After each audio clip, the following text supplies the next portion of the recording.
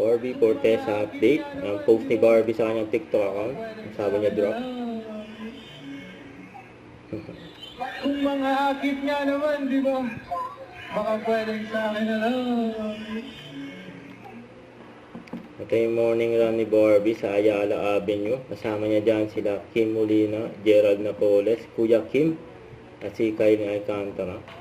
Kaya nag-enjoy dyan si Barbie. Ang dami pang nakakita kay Barbie dyan eh. Ayun habang tumatakbo. Ayun, ang dami gusto magpa-picture. Yan pa oh. Yes, Idol Barbie, let's go! Idol Barbie, let's go. Kasi yung nakarang araw, ayun tumakbo na si Barbie dyan kasama si Gerald Napoles. Nasipag daw nila mag-ikot dyan sa Ayala Avenue. Ay, solid yan.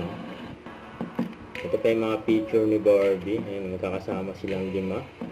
Ayun, nag-morning run. Ayun, mga maswerte na pagpa-picture kay Barbie. Ayun, kila Kailin, sa Kim Molina. Ayun, pinagkaguluhan sila. At number 1 pa nga sa view, ang Beauty Empire. Grabe yun. Congrats.